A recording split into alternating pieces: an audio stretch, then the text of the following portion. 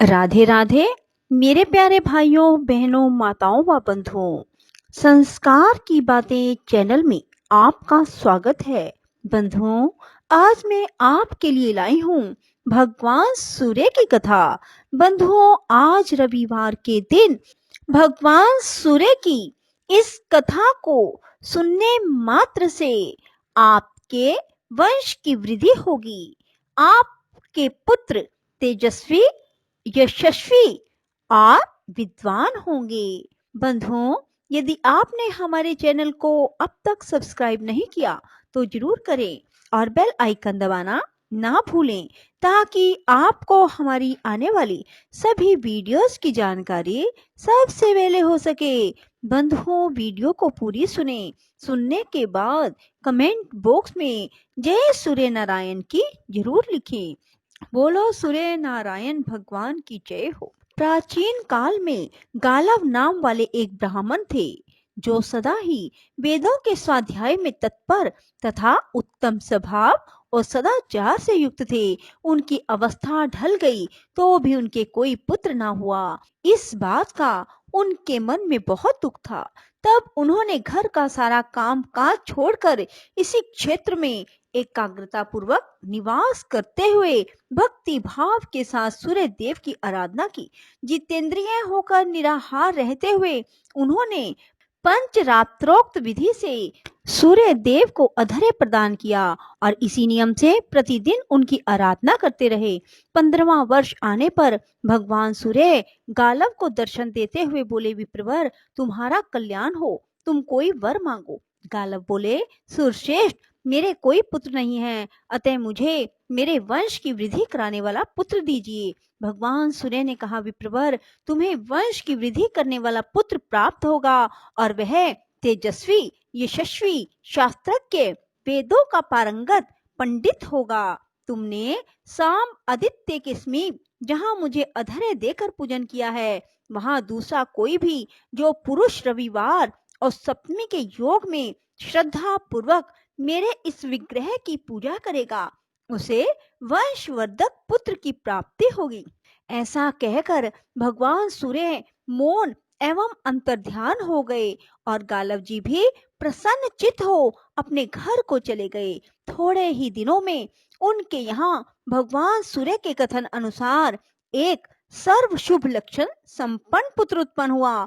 भगवान सूर्य ने वट वृक्ष का आश्रय लेकर दर्शन एवं वरदान दिया, इसलिए गालव ने अपने पुत्र का नाम वटेश्वर रखा। वटेश्वर के पुत्रों और पौत्रों को देख लेने पर महर्षि गालव भारी तपस्या करके सूर्य देव को प्राप्त हुए। वटेश्वर ने भी अपने पिता के द्वारा स्थापित भगवान सूर्य नारायण के लिए एक परम मनोहर मंदिर बनवाया। द्विजवरों, पूर्व काल में महात्मा विदुर ने भी उस क्षेत्र में भगवान श्री सूर्य नारायण, सदाशिव तथा श्री विष्णु का स्थापन किया। जो मनुष्य भक्ति पूर्वक इन तीनों देवताओं का पूजन करेगा, वह उस परम धाम को प्राप्त होगा जो बड़े बड़े यज्ञों द्वारा भी अत्यंत दुर्लभ है। वहीं पर अर्जुन के द्वारा स्थापित किए हुए सर्व मनोरथ दायक भगवान विनायक विराजमान है, जो समस्त विघ्नों का नाश करते हैं। जो मनुष्य चतुर्थी को नक्त व्रत करके भक्ति भाव से गणेश जी की पूजा करता है, वह समस्त विघ्नों से मुक्त हो मनोवांछित फल को पाता है। वहीं पर उत्तम प्रभाव से युक्त भगवान नर और नारायण भी है, जो उन दोनों का भक्ति पूर्वक द्वादशी तिथि को दर्शन और पूजन करता है, वह जरा मरण से रहित परम पद को प्राप्त होता है। एक समय कुंती नंदन अर्जुन तीर्थ यात्रा प्रारंभ करके हाटकेश्वर क्षेत्र में आए। वहां तीर्थ समुदाय से भरे हुए उस पावन क्षेत्र का दर्शन करके उन्होंने मनोहर मंदिर में भगवान सूर्य को स्थापित किया और उन्हीं के आगे नर और नारायण की भी स्थापना की। फिर उत्तम श्रद्धा से युक्त हो वहां गोवर्धन को स्थापित किया और वहीं देवादिदेव नरसिंह देव की स्थापना की। इस प्रकार 5 देवताओं की स्थापना करके उन्होंने चमत्कारपुर के सब ब्राह्मणों को बुलवाया और उन्हें बहुत धन दिया। फिर भक्ति पूर्वक प्रणाम करके कहा, मैंने सब रोगों का नाश करने वाले भगवान सूर्य को यहाँ स्थापित किया है और इनकी सेवा आप लोगों को सौंपी है। अतः आपको सदैव इनका चिंतन करना चाहिए। ब्राह्मण बोले, पांडुनंदन, आप यह सब छोड़कर अपने घर को पधारिए। हम सब लोग आपके श्रेय को बढ़ाने वाले पूजन कर्म करते रहेंगे। तब अर्जुन ने प्रसन्नचित हो उन्हें पुनः बहुत धन दिया और उनसे पूछकर विदा ले प्रणाम पूर्वक अपने नगर को प्रस्थान किया। सूत जी कहते हैं, ब्राह्मणों, इस प्रकार मैंने तुमसे नर आदित्य के प्रादुर्भाव की कथा सुनाई। यह सुनने वालों के पापों का नाश करने वाली है। पूर्व काल में वृक नाम से प्रसिद्ध एक चंद्रवंशी राजा हुए। वे बड़े ही ब्राह्मण भगत, शरणागत वत्सल और सर्वलोक हितकारी थे। उनकी पत्नी भी बड़ी पतिव्रता और समस्त सद्गुणों से सुशोभित थी। उन दोनों को चौथे पन में एक कन्या हुई। राजा ने विद्वान जोशियों को बुलाकर पूछा, मेरी यह कन्या कैसी होगी? जोशी ब्राह्मण बोले, राजन, सूर्य के चित्रा नक्षत्र पर रहते समय सोमवार के चतुर्दशी के योग में जो जन्म ग्रहण करती है वह विष कन्या होती है।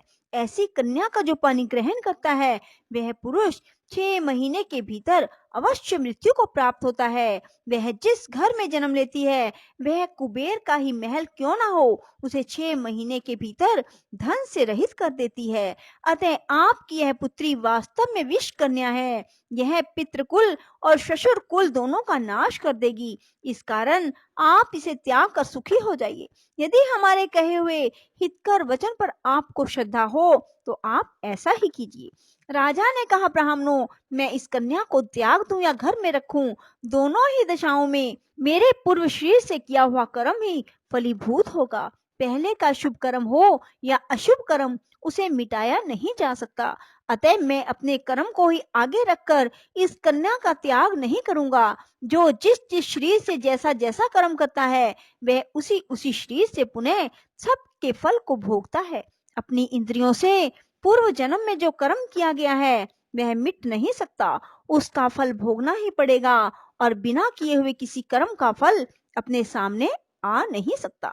अतः मेरे सामने जो भी परिणाम आए मुझे कोई भय नहीं। देहधारी जीव के लिए गर्भ में ही आयु, कर्म, धन, विद्या और मृत्यु, इन 5 वस्तुओं की सृष्टि कर दी जाती है। जैसे वृक्षों पर लताओं में फल और फूल अपने समय पर आते हैं, समय का उल्लंघन नहीं करते, उसी प्रकार पूर्व जन्म का किया हुआ कर्म भी अपने समय का उल्लंघन नहीं करता।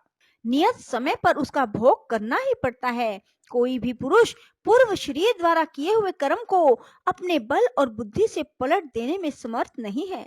जो शीघ्रता पूर्वक दौड़ता है उसके पीछे उसका कर्म भी दौड़ता है। कर्म साथ ही सोता है और खड़े होने पर साथ ही खड़ा होता है। जिसको जहां भी सुख या दुख भोगना है वह रस्सी से बंधा हुआ सा बल पूर्वक वहां खींच कर पहुंच जाता है। जैसे तेल समाप्त होने पर दीपक बुझ जाता है, उसी प्रकार कर्मों का नाश होने पर जीव मोक्ष को प्राप्त हो जाता है। ऋतु काल में पुरुष के द्वारा गर्भ में स्थापित किए हुए अचेतन वीर्य के एक बिंदु का आश्रय लेकर जीव अपने कर्म के साथ वृद्धि को प्राप्त होता है। जिस उदर में कितने ही अन्न पान डाले जाएं, नष्ट हो जाते हैं, भक्ष्य पदार्थ पच जाते हैं, वहीं पड़ा हुआ वह गर्भ क्यों नहीं नष्ट हो जाता?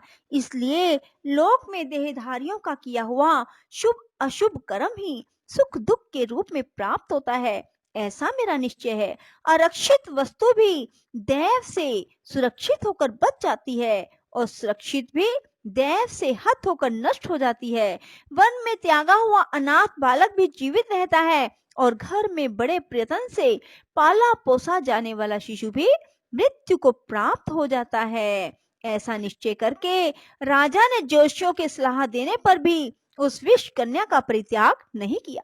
पिता ने उसका नाम शर्मिष्ठा रख दिया। उसी समय क्रोध में भरे हुए राजा के शत्रुओं ने उनके राज्य को सब ओर से सताना आरंभ किया। तब राजा भी चतुरंगिनी सेना के साथ बाहर निकले और उन्होंने शत्रुओं के साथ घोर युद्ध किया जो यमराज के लोक की जनसंख्या बढ़ाने वाला था। 10वें दिन राजा वृक को शत्रुओं ने सब ओर से घेर मार डाला। इनके मारे जाने पर शेष सैनिक भय से पीड़ित हो अपने नगर को भाग गए। इसी समय समस्त पूर्ववासियों ने शोक प्रायण हो उस दुष्टा विष कन्या को लक्ष्य करके कठोर वचनों में कहा, इसी पापिन के दोष से राजा की मृत्यु हुई है, अतः इसे शीघ्र ही बांध लिया जाए। जब तक इस नगर का क्षय ना हो जाए तब तक ही इसे यहाँ से बाहर निकाल दिया जाए। राधे राधे, जय श्री कृष्णा। बंधुओं, यदि आपको हमारी वीडियो पसंद आए तो इसे लाइक करें और शेयर भी जरूर करें। धन्यवाद।